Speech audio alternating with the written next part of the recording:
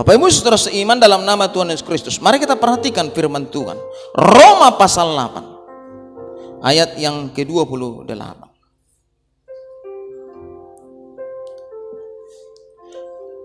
Bapak Ibu kalau sudah ketemu kita baca bersama-sama. 1, 2, 3. Kita tahu sekarang bahwa Allah turut bekerja dalam segala sesuatu untuk mendatangkan kebaikan bagi mereka yang mengasihi Dia, yaitu bagi mereka yang terpanggil sesuai dengan rencananya. Luar biasa kalau kita lihat pada firman ini. Kita tahu sekarang Allah turut bekerja dalam segala sesuatu untuk mendatangkan kebaikan bagi hidup. Apapun yang kau kerjakan, apapun yang kau lakukan, Tuhan ikut bekerja. Saya bayangkan Bapak Ibu, ketika kita nanam bayam, Dia juga di samping kita. Dapat saudara pikirkan? Betapa kecilnya dia nanam bayam. Bisa kita bayangkan? Waktu kita nimbang, ikut Dia di sebelah kita, mendampingi kita untuk nimbang.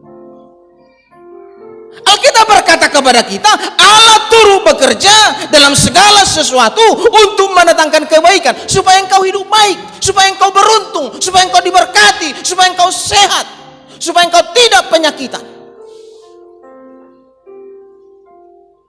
Allah ikut bekerja. Yang setuju sama-sama kita katakan amin. Luar biasa Tuhan kita. Allah turut bekerja dalam segala sesuatu untuk mendatangkan kebaikan bagi orang yang mengasihinya. Makanya Bapak Ibu kalau kita lihat dalam pembacaan ini katakan, rancanganku bukanlah rancangan kecelakaan. Demikian firman Tuhan. Tapi rancanganku adalah rancangan masa depan yang penuh dengan harapan. Jadi saudara tahu siapa yang lebih dulu merancang masa depan? Tuhan, bukan engkau. Kapan engkau merancang masa depanmu? Ketika engkau sudah sadar dan sudah mulai berpikir. Tapi kalau Tuhan, sebelum engkau hidup sudah dirancang untuk hidupmu, bahwa masa depanmu harus yang terbaik. Berikan tepuk tangan untuk Tuhan. Kalau pikiranmu, kau yang lebih dulu kan, wah akan kugasak hidupku ini, akan kubuat yang terbaik. Kau jangan lupa. Karena hidupnya kau, makanya bisa berpikir untuk merancang masa depan. Tapi kalau Tuhan, sebelum engkau ada, engkau sudah dipersiapkan untuk melakukan yang terbaik buat hidup. Amin. Ayo kita naikkan pujiannya dalam Tuhan. Layak dipuji disembah, layak berkuasa dulu sekarang dan selamanya. Raja tas skala raja,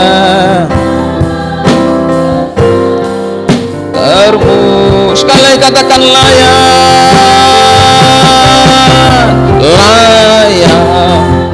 puji disembah,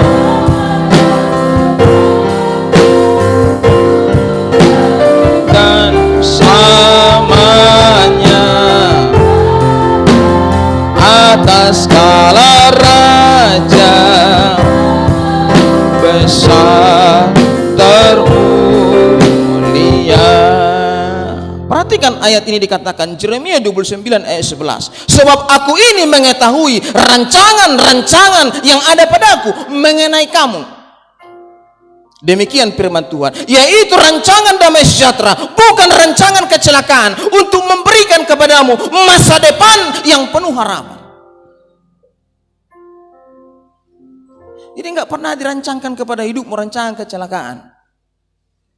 Amin. Makanya kalau engkau sudah lilu, engkau berkata di Dia ada Tuhan ini, engkau salah. Perbaiki hidupmu, enggak perlu kau tanya itu. Di Dia ada Tuhan itu.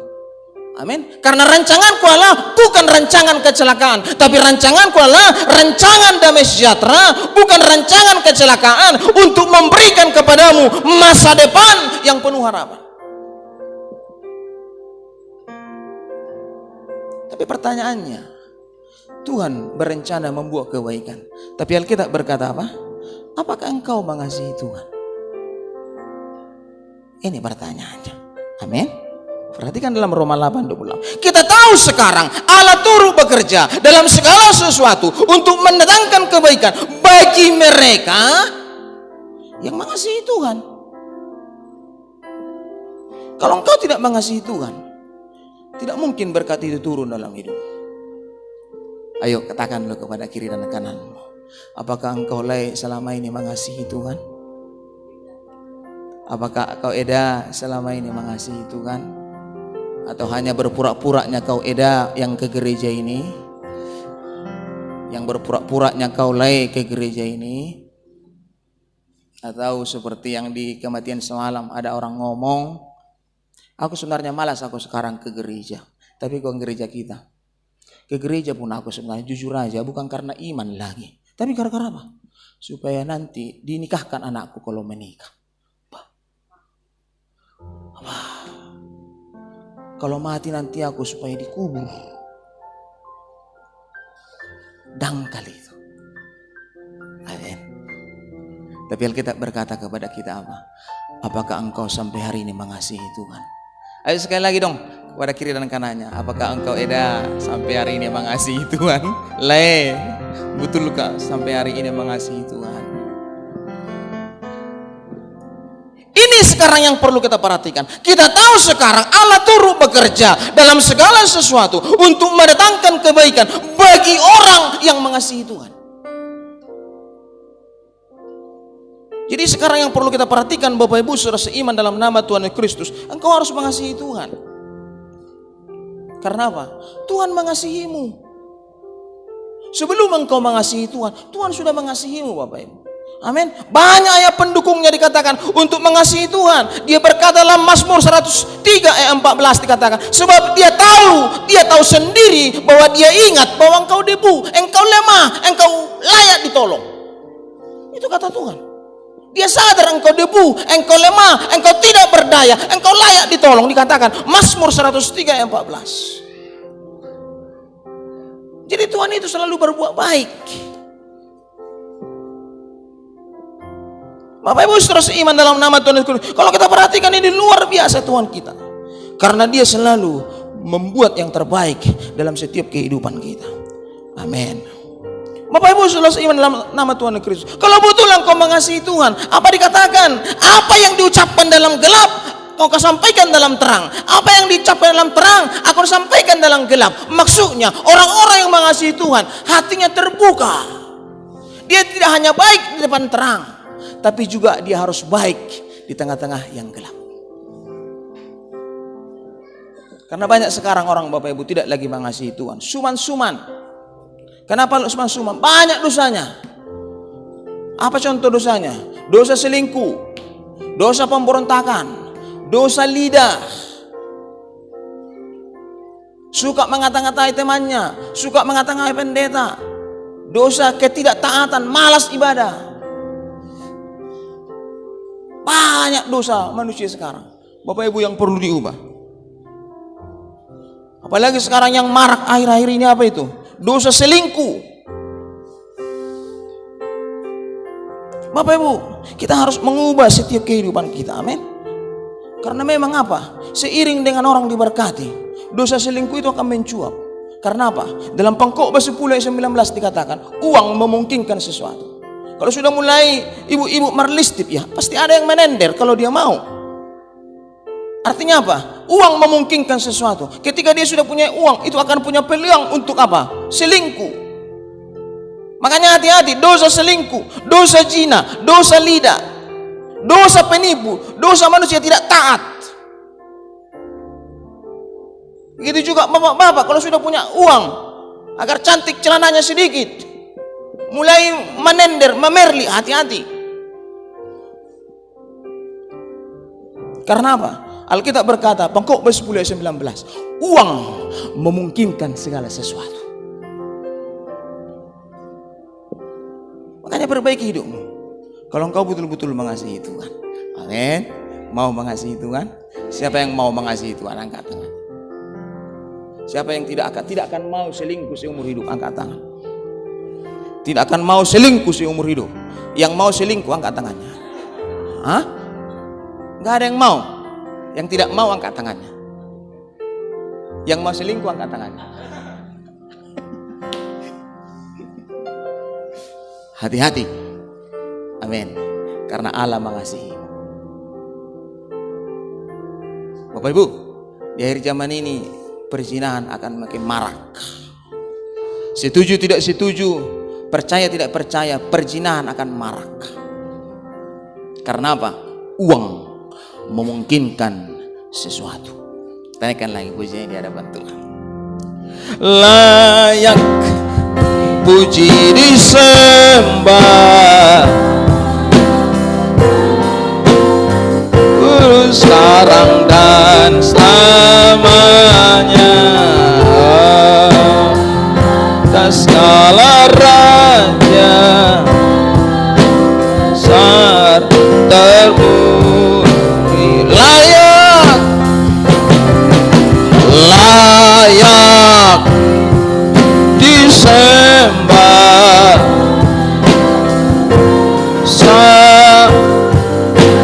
dan selamanya, atas segala raja besar terpuji. Bapak Ibu, kalau engkau mengasihi Tuhan, engkau akan pasti ditolong. Amin. Saya bacakan kepada saudara Yohanes 14 ayat 18, dikatakan begini, aku tidak akan meninggalkan kamu sebagai yatim piatu. Dak pasoboko dang marama dang marina. Itu dalam artinya, amin. Artinya aku akan menjadi bapamu, kata Tuhan. Tidak akan kubiarkan engkau tidak punya ayah, dan tidak akan kubiarkan engkau tidak punya ibu. Aku akan menolongmu di tempat terang, di tempat gelap, di tempat di mana orang tidak tahu, di mana orang tidak mampu membantumu, tapi aku akan sakkan menjadi penolongmu. Dikatakan di situ dengan jelas, aku tidak akan meninggalkan kamu sebagai yatim piatu. Di ayat lain dikatakan, aku tidak mau meninggalkan kamu seorang diri. Tuhan pasti menolong. Saat engkau kekurangan, saat engkau lemah, saat engkau tidak berdaya, saat engkau putus asa, Alkitab berkata, dak pasobokoho dang marama dang marina. Amin. Tapi engkau harus mengasihi Tuhan. Amin. Mengasihi Tuhan. Harus sungguh-sungguh engkau mengasihi Tuhan. Baik Bapak Ibu, saya akan bacakan kepada saudara 2 Korintus pasal 4 ayat 7 sampai 9. Dikatakan gini, 2 Korintus pasal 4 ayat 7 sampai 9. Tapi harta ini kami punyai dalam bejana tanah liat, supaya nyata kekuatan yang melimpah-limpah itu berasal dari Allah, bukan dari kami. Dalam segala hal kami ditindas, namun tidak terjepit. Kami habis akal, namun tidak putus asa. Kami dianiaya, namun tidak ditinggalkan sendirian. Kami dihempaskan, namun tidak binasa. Alkitab berkata kepada kita, Tuhan menolong kita apabila kita mengasihinya. Perhatikan, dia berkata kepada kita, ketika engkau mengasihi Tuhan, kepadamu akan diberi kekuatan yang melimpah-limpah untuk menangani setiap persoalan hidupmu, dikatakan. Supaya apa? Sekalipun engkau terhempas, engkau tidak akan terhempas. Sekalipun engkau ditindas, engkau tidak terjepit. Sekalipun engkau habis akal, tidak akan putus asa. Sekalipun engkau dianiaya, engkau tidak ditinggal sendirian. Sekali engkau terhempas, engkau tidak akan binasa. Karena apa? Karena Tuhan memberikan kepadamu kekuatan yang melimpah-limpah. Makanya hati-hati, engkau harus mengasihi Tuhan. Amin. Seperti yang saya khotbahkan semalam Bapak Ibu kepada kita, jangan karena mudah bagimu cari uang, seolah-olah engkau pikir itu gampang. Nimbangnya tiap minggu, gajiannya tiap bulan, mudahnya cari uang, mudahnya nyimpan dalam bank. Tunggu dulu. Kalaupun itu bisa, itu karena kasih karunia. Amin. Kalau engkau nggak mengasihi Tuhan, engkau dihempaskan. Jangan kau pikir mudahnya semua. Mudahnya kerja, dapat uang, dapat hasil, dapat panen, dapat gajian, dapat bengkel, dapat suntik, dapat mudahnya, gampangnya. Tunggu dulu. Ada pun itu kasih karunia. Kalau engkau tidak mengasihi Tuhan, itu dihempaskan tuh. Perhatikan ini. Semua yang ada itu karena kekuatannya, bukan karena engkau. Jangan pede dulu. Hebat kali aku ini, udah pandai aku menyuntik, udah banyak yang kusuntik, martombu kasuntik semua martombu. Kamu bilang betul itu, tapi ingat itu kasih karunia. Aku pandai, aku sudah semua kulas, dari ujung-ujung sudah kulas, berapa ratus meter yang kulas itu. Betul, engkau masih hidup. Kalau engkau nggak hidup lagi, apakah bisa tanganmu mengalas? Tunggu dulu, sudah kutempel banyak ban, dari ban pedati, ban sepeda, ban traktor sudah kutempel. Kau bilang tunggu dulu, kalau kau sudah mati nggak bisa nempel loh. Amin. Ini yang perlu dikatakan kepada kita supaya kita sadar betul bahwa perlu kita mengasihi Tuhan. Gampangnya hidup ini, syukur kau masih hidup, amin. Kadang-kadang orang Bapak Ibu sudah hidup dia masih menggerutu lagi, masih kurang ini, masih kurang itu, masih kurang anu katanya, kurang inu, semua kurang. Hidup aja kau sudah syukur. Makanya Bapak Ibu kita harus mengasihi Tuhan, amin. Perhatikan ini, kalau engkau nggak mengasihi Tuhan, kau dihempaskan. Ketika engkau tidak mengasihi Tuhan, apa yang terjadi? Ketika engkau tertindas, engkau terjepit. Ketika engkau habis akal, engkau pasti putus asa. Ketika engkau dianiaya, kau pasti ditinggalkan oleh Tuhan. Dan ketika engkau dihempaskan, kau akan mati sekalian. Tapi ketika engkau mengasihi Tuhan, apa yang terjadi? Ada yang membentengi hidup, yaitu Kristus Yesus. Berikan tepuk tangan untuk Tuhan. Apalagi zaman sekarang pertaruhan besar-besaran ini, amin. Di zaman corona ini, untuk cari makan pun orang sudah susah. Tidak usah cari peningkatan, untuk makan aja orang sudah susah. Amin. Pentingnya kita mengasihi Tuhan. Mari sekali lagi, apakah sudah mulai engkau mengasihi Tuhan? Eda, bilang dulu kepada kiri dan kanan. Sudahkah engkau mengasihi Tuhan? Atau selama ini engkau pandang enteng merminggu le? Kalau pas mood kau merminggu, tidak mood kau tidak merminggu le? Ada lagi orang mandele Bapak Ibu. Biarlah aku mati sekalian. Kalau kau yang mati nggak apa-apa. Kalau kau matinya tersiksa anakmu itu bagaimana? Kalau kita apalah lagi untung kita. Saya sekarang sudah hampir 50. Kalau aku mati pun tidak begitu berarti. Tapi persoalannya kalau aku mati bagaimana anakku? Sudahkah dia mengerti kebenaran itu? Sudahkah dia mengerti arti hidup? Sudah mengerti nanti menjalankan masa depannya? Bukan persoalan aku. Apalagi sudah berumur, sudah bawa tanah, untuk apa lagi itu sebenarnya? Tapi persoalan sekarang bukan itu. Bagaimana keturunanmu ini? Kau pimpingkah itu dengan benar? Setiakah itu beribadah? Mengasihi Tuhankah itu? Kalau seandainya semua itu sudah dipersiapkan, mati pun kau nggak apa-apa. Makanya bukan persoalan mati sekarang, amin. Persoalan bagaimana hidup ini mempersiapkan segala sesuatu untuk rencana Tuhan. Jadi bukan semudah yang kita pikirkan. Makanya Bapak Ibu banyak orang kadang salah cara melayani jemaat orang mati. Banyak cara-cara seolah-olah seperti seremonial yang seperti menghebohkan kan. Apalagi orang mati itu yang kaya raya kan, seperti heboh kali. Padahal Alkitab nggak ada artinya itu kan. Apa artinya itu? Sekarang yang kita buat itu kan aturan gereja. Kita ambil batu 3 tumpuk kan tanah 3 tumpuk. Dari tanah asalmu puk, ke tanah engkau kembali puk. Roh yang merunakan kembali kepada Allah puk. Kan itu hanya seremonial. Itu bukan sakramen. Artinya apa? Kalau kau sudah mati nggak berarti. Hidupmu ini sekarang pertaruhan. Apakah engkau mengasihi Tuhan dengan benar? Itu persoalannya. Jangan kau main-main selama hidup, amin. Sikit-sikit malas ibadah, sikit-sikit enggak gereja, sikit-sikit enggak cool.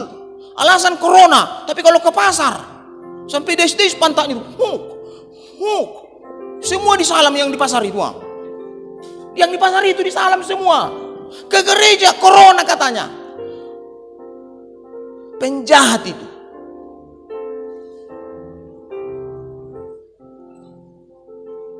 Pertanyaan kepada kita, apakah engkau mengasihi Tuhan? Naikkan lagi puji ini di hadapan Tuhan. Layak dipuji, disembah,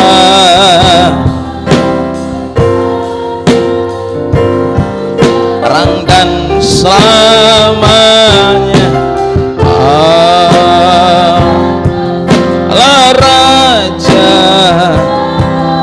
besar termu. Sekali lagi katakan layak, layak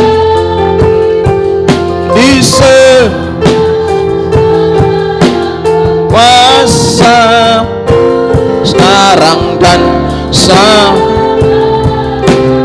aja atas namamu besar termu. Bapak Saudara, seperti apa kasih Tuhan itu? Saya membuat sebuah ilustrasi kepada saudara supaya mudah ditangkap seperti apa kasih Tuhan itu. Jadi kasih Tuhan itu tidak sekedar tampil ibadah gereja melayani, tapi kasih Tuhan ini seperti ini. Saya buat ilustrasi kepada saudara. Suatu waktu ada bapak seorang petani. Petani ini dia punya anak dua. Kedua-duanya laki-laki.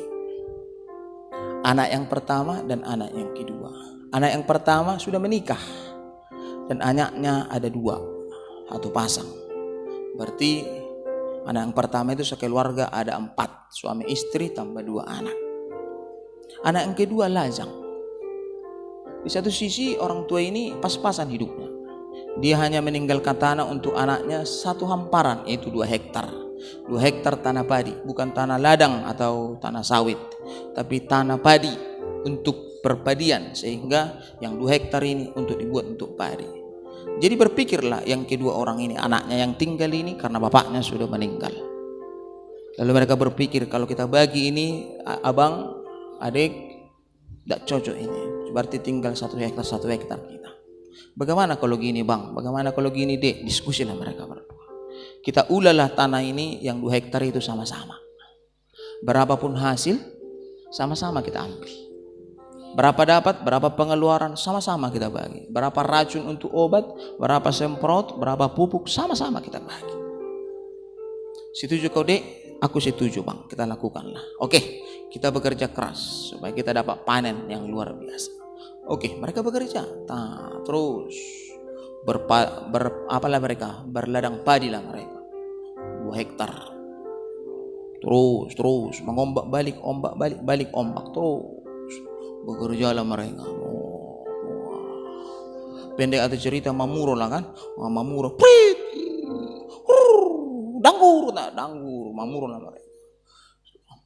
Setelah Mamuro. Tiba-tiba pendek cerita apa yang terjadi, panenlah padi ini, dipanenlah, diceturlah semua, dipanenlah semua pakai alat, dapatlah hasil 200 kaleng. Karena orang berpadi di situ hitungannya kaleng, jadi dapatlah 200 kaleng. Labang terjadi setelah 200 kaleng padi ini, tiba-tiba datanglah si abang. Dek, kita sudah panen kita ini dapat 200 kaleng. Dek, kita bagi 2 lah. 100 kaleng untukmu, 100 kaleng untukku. Oke bang, gak apa-apa, puji Tuhan. Begitu kata abang dari awal bahwa pembagian harus seimbang, ya aku terima itu bang. Puji Tuhan, terima kasih, deal. Hitung 100 kaleng, 100 kaleng. Apa yang terjadi? Mereka kan walaupun 1 hamparan lain rumah, karena itu keluarga kan. Dia tempatnya di sini penampungan lumbungnya sekaligus rumahnya, kawan yang satu di sini lumbung sekaligus rumahnya. Kan gitu orang-orang berpadi kan, ada lumbung sekaligus sopo-soponya gitulah. Istilah tinggal. Tahu saudara apa yang terjadi? Si abang berpikir, si abangan, sampai hati kali lah aku ya. Masa adikku itu dia lajang. Kalau sakit dia nggak ada ngurusnya. Bukan ada istrinya. Kalau sakit dia siapa yang ngobatkan? Oke lah ada uangnya, siapa yang ngantar? Tentu biaya antar lagi. Dia tinggal di ladang. Bagaimana ini? Nggak cocok lagi nih. Akan kuantar 5 kaleng lagi ke rumahnya. Biar dia tidak tahu. Sembunyi-sembunyi aku kuantar lagi 5 kaleng lagi ke lumbungnya itu. Berpikir si abang, diantar malam-malam. Sampai 5 kali. Sampai 5 kaleng. Diam dia, lanjut bekerja. Tanda saudara, berpikir lagi. Si adik kan, gak cocok sebenarnya, berdosa aku sama abangku ini. Nyawa di rumahnya 4. Nyawa di rumahku cuma 1. Abang itu, istrinya, anaknya perempuan, anaknya laki-laki. Yang makan 4. Aku yang makan 1. Masa aku minta dari abangku itu 100 kaleng? Kejam kali lah aku yang hidup ini. Berpikir dia, kalau begitu akan kuantar 5 kaleng ke lumbungnya itu diam-diam. Diantar. Puk, gitu kan? Puk, sampai 5 kali. Puk. Nggak ada yang tahu kan? Puk, karena malam-malam dia mengantar. Puk. Sampailah. Sama-sama 5 kaleng. Nggak ada yang tahu kan? Menanam lagi. Udah mulai menyemai kan? Nanam lagi. Tahun kedua, tuh juga 100 kaleng. Pembagian masing-masing. Dia berkata, wah abangku itu sudah mulai sekolah anaknya. Aku masih lajang. Kalau kali ini kuantarlah 10 kaleng ke rumahnya karena anaknya sudah mulai sekolah kelas 1. Antar 10 kaleng. Berpikir siapa? Aduh, adikku itu sudah semakin tua, belum dapat jodoh. Kalau sakit-sakitan nanti siapa mengurus itu? Umur sudah mulai uzur.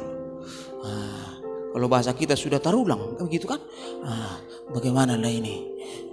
Kuantarlah diam-diam 10 karung. Mana tahu nanti dia mendadak sakit.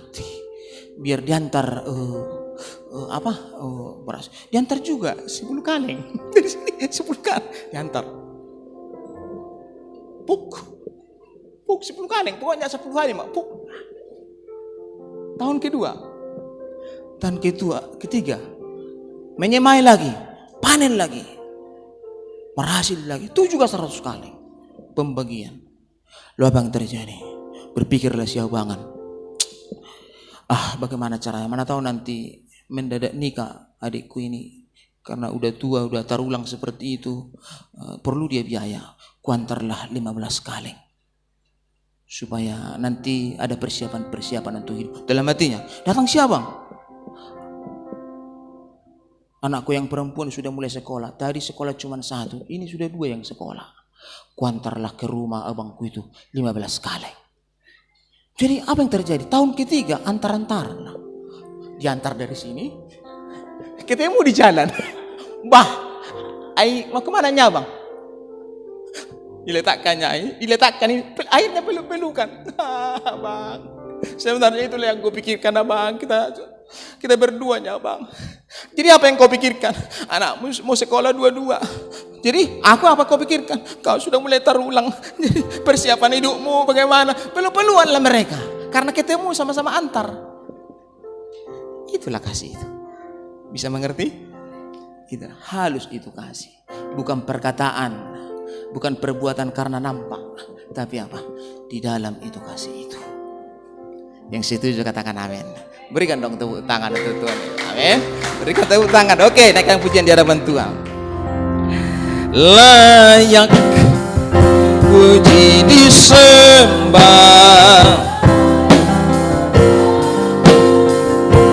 sekarang dan selamanya.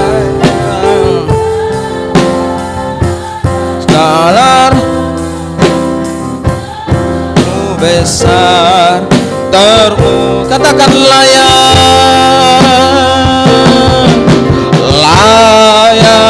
dipuji disembah, berkuasa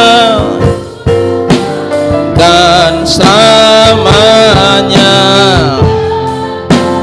atas segala raja, besar mulia.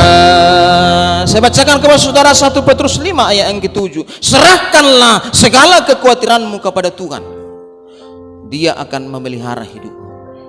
Amin. Jadi kita harus mengasihi Tuhan. Tanda penyerahanmu kepada Tuhan bukan karena lebar tanganmu untuk menyerah. Amin. Ku serahkan, bukan kayak gitu. Aku menyerah, bukan itu. Serahkanlah dengan cara mengasihi Tuhan. Serahkanlah segala kekhawatiranmu kepada Tuhan, sebab Tuhan akan memelihara hidup. Hari-hari ini bagaimana tentang kasihmu kepada Allah? Adakah dosa-dosa tersembunyi dalam hidupmu membuat engkau tidak mengasihi Tuhan? Dosa pemberontakan, dosa lidah, dosa zina, dosa selingkuh, dosa mengata-ngatai temannya, dosa mengata-ngatai pendeta, dosa malas ke gereja. Mari cek Bapak Ibu. Karena apa? Kasihmulah yang membuat engkau layak. Kasihmulah yang memberkati jalan hidupmu. Bagaimana kasihmu kepada Allah? Kalau kita dengar ilustrasi itu begitu dalam itu kasih, amin. Dia tidak ngomong, dia berjuang melakukan yang terbaik, tidak perlu tahu siapapun, bahkan yang bersangkutan pun tidak tahu. Kalaupun ketahuan karena terdapat, tapi kemurnian hatinya murni. Bagaimana supaya abangku ini diberkati? Bagaimana supaya adikku ini diberkati? Bagaimana caranya? Harus kuengkol, harus betul-betul kuengkol supaya abangku ini hasil. Harus kuengkol supaya adikku yang tarulang ini diberkati. Dia berjuang. Aku tidak mau selama ini lagi terulang ini. Akan kupersiapkan biaya. Tapi apa? Dalam dirinya. Dia tidak ucapkan itu kepada orang. Tapi akhirnya kebaikan itu akan muncul, terbit seperti fajar. Amin. Akhirnya mereka jumpa di tengah jalan, sama-sama mikul beras. Itu menunjukkan betapa dalamnya kasih itu. Kalau hari ini bagaimana kasihmu kepada Allah? Jangan bermimpi pertolongan Tuhan kalau kasihmu tidak benar. Amin. Kalau saya melihat Bapak Ibu, kasih itu sungguh sangat luar biasa Bapak Ibu. Lukas 12 ayat 3 dikatakan, karena itu apa yang kamu katakan dalam gelap akan kedengaran dalam terang. Apa yang kamu bisikkan ke telinga dalam kamar akan diberitakan di atas rumah. Maksudnya kasih itu dalam. Maksudnya apa? Kasih itu tersembunyi. Maksudnya apa? Kesucian itu tersembunyi. Engkau kudus bukan karena di dalam kegelapan, tapi engkau kudus di dalam terang, baik dalam gelap, tersembunyi atau apapun itu. Engkau kudus. Itu kasih itu. Bagaimana dengan hidupmu? Apa yang tersembunyi? Selingkuh kok? Judi ke? Apa yang tersembunyi? Suka ngata-ngatai ke? Apa yang tersembunyi? Pemberontakan batin, tidak mau taat kepada firman ke? Apa yang tersembunyi? Itu kasih yang benar, bukan tampilan muka. Bukan tampilan seperti ini. Makanya Tuhan mencela orang-orang Farisi. Mereka berdua di pinggir-pinggir jalan. Mereka pakai bajuan jubah putih yang besar. Ketika dia berdua diangkat tangannya. Ketika dia lewat melambaikan tangan kepada semua orang. Seolah-olah dia seperti malaikat. Tapi Tuhan berkata, mana kasih? Betulkah engkau mengasihi Tuhan? Tuhan mau menolongmu. Tapi yang tersembunyi itu harus engkau buang. Selingkuh, judi, mabuk, buang itu. Kejahatan, pembohongan, gampang bicara, lidah kotor, buang itu. Kalau engkau mau diberkati Tuhan. Karena apa? Kasih itu tersembunyi, itu ada. Amin. Ini luar biasa Bapak Ibu kalau kita perhatikan. Karena itu apa yang dikatakan dalam gelap akan kedengaran dalam terang. Apa yang dibisikkan ke telinga akan di dalam kamar, akan diberitahukan di atas rumah. Maksudnya apa? Semua yang tersembunyi dalam dirimu, suatu waktu engkau akan dipermalukan oleh karena kau simpan itu rapat, tapi orang lain pasti tahu.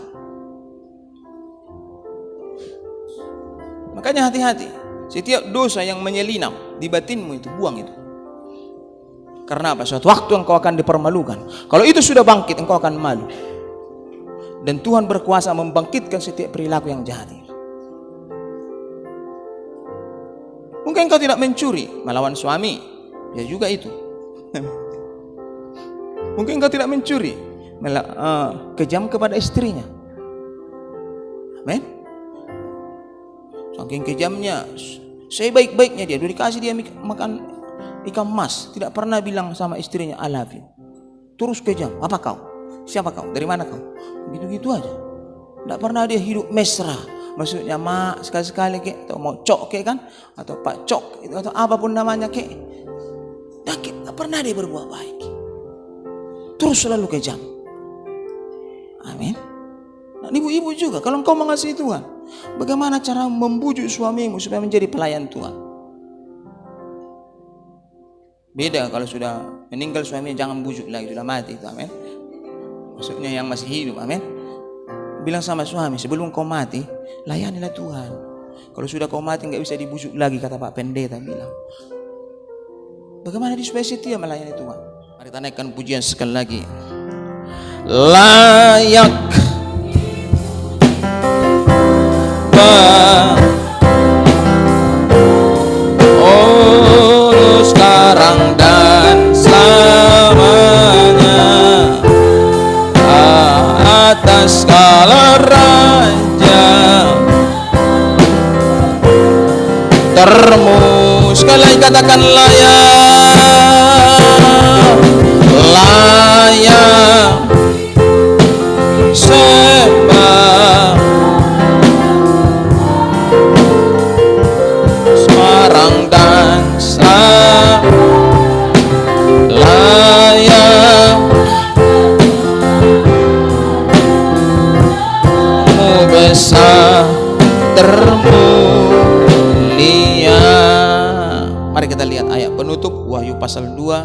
ayat 4 sampai ayat yang ke-6.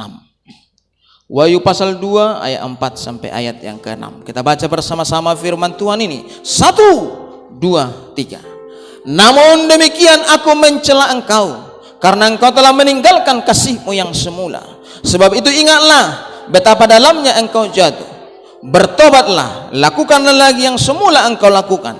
Jika tidak demikian, aku akan datang kepadamu dan akan mengambil kaki Dian dari tempatnya, jika engkau tidak bertobat. Tetapi engkau membenci segala perbuatan pengikut-pengikut Nikolaus yang engkau. Perhatikan Bapak Ibu, perbuatan baik dengan kasih Tuhan berbeda. Perhatikan Bapak Ibu, kalau kita lihat ini, gereja di kitab Wahyu ini adalah gereja yang setia sebenarnya.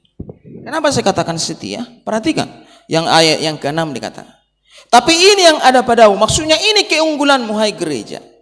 Engkau membenci perbuatan pengikut-pengikut Nikolaus yang kau benci. Nikolaus itu adalah sebuah ajaran yang boleh, walaupun rajin ke gereja, boleh selingkuh. Nah Bapak Ibu saudara seiman dalam nama Tuhan Kristus, tapi kalau gereja ini berbeda, dia tentang dengan keras, tapi inilah keunggulanmu, engkau membenci pengikut-pengikut Nikolaus. Artinya apa? Gereja itu dipuji Tuhan baik, tapi Alkitab berkata tidak cukup baik. Boleh baik, tapi pertanyaannya, bagaimana cinta pertamamu? Masihkah engkau cinta sampai hari ini kepada Tuhan? Ini pertanyaannya. Mungkin semua, engkau tidak berzina, engkau tidak selingkuh, engkau rajin ke gereja, apalagi engkau menyapu gereja, engkau memandang gereja lama kali, atau engkau melihat-lihat gereja, atau menghayal-hayal gereja sampai 2 jam. Boleh, semua yang kau lakukan boleh. Tapi Tuhan berkata, bagaimana cinta pertamamu kepada Tuhan? Masih menyalakah atau sudah redup? Amin. Saudara ingat orang yang cinta pertama?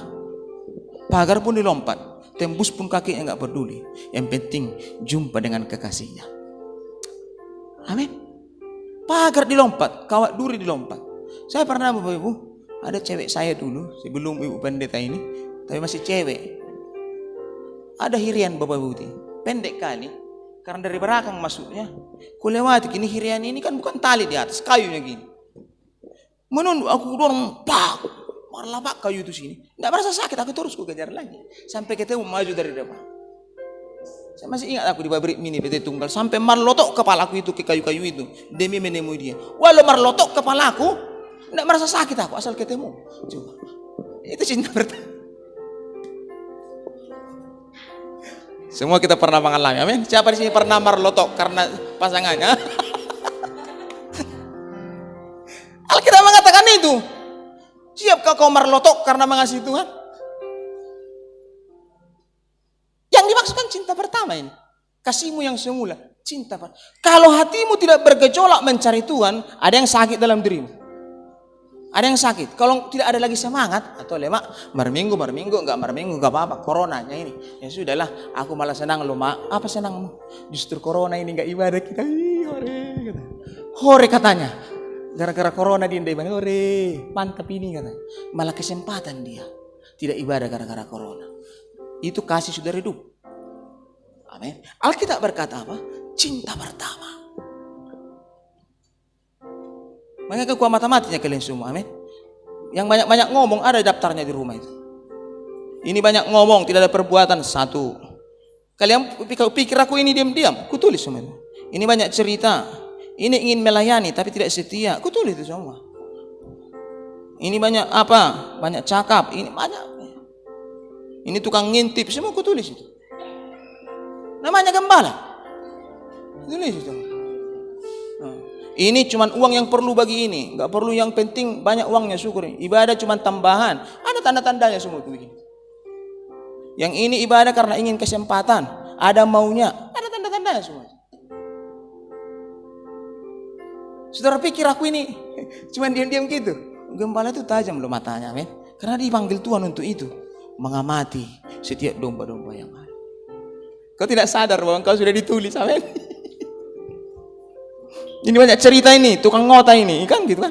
Otanya banyak, tapi apa? Nggak ada perbuatan. Ini mau ibadah ini karena dorong-dorong istrinya maka ibadah ini. Aku tulis semua itu. Ini rajin kali ibadah tapi peliknya setengah mampus. Aku tulis semua itu.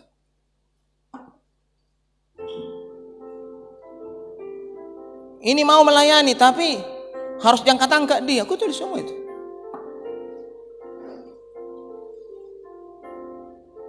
Sudah tahu, mana mungkin gembala bodoh. Amin. Gembala itu dipanggil loh khusus. Amin. Bukan sombong ya. Dipanggil itu khusus untuk menyelidiki segala sesuatu. Karena apa? Yang dihadapinya ratusan. Dia akan diberi Tuhan kuasa lebih untuk mengatasi segala sesuatu. Makanya tangannya juga main. Syultop, malas ibadah. Yang kedua, syultop rajin ibadah apabila gajian. Itu itu. Ketiga,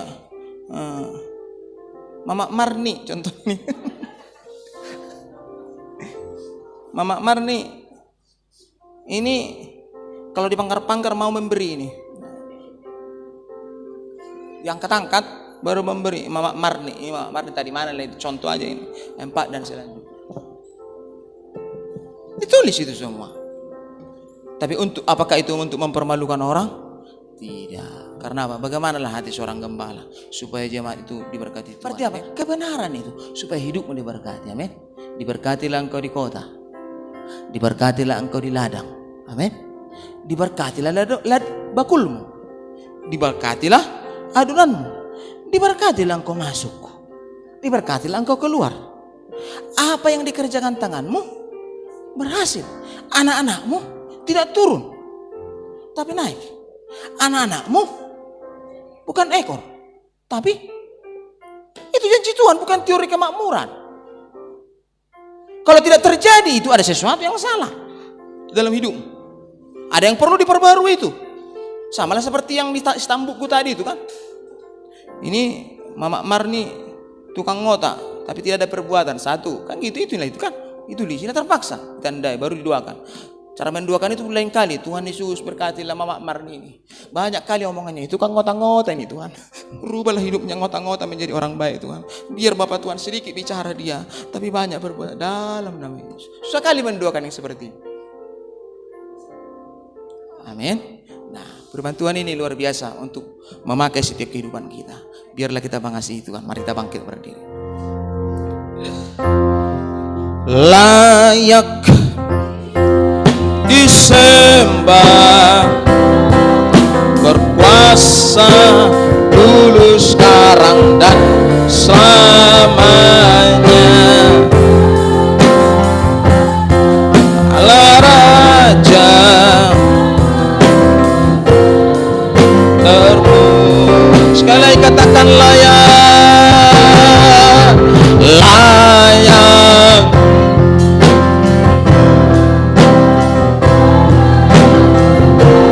Amin. Selamanya atas segala raja besar termulia. Mari kita tundukkan hati kita, kita berdoa di hadapan Tuhan. Bapa, kami telah mendengarkan firman Tuhan. Allah turut bekerja dalam segala sesuatu, mendatangkan kebaikan bagi kami yang mengasihi Tuhan. Hari ini kami telah mendengar firman agar kami Tuhan berusaha dalam hidup kami agar kami dapat mengasihi Tuhan. Kami telah mendengar firman bagaimana cara kami mengasihi Tuhan. Mengasihi Tuhan dari hidup kami yang terbaik dengan cara tersembunyi. Orang lain tidak melihat kami, orang lain tidak memuji kami, tapi kami mengasihi Tuhan secara tersembunyi. Alkitab berkata ketika kami mengasihi Engkau secara tersembunyi, dan Engkau juga akan memberkati kami secara tersembunyi. Terpujilah Engkau Tuhan. Inilah doa kami dalam nama Tuhan Yesus. Sama-sama kita katakan amin. Silakan duduk.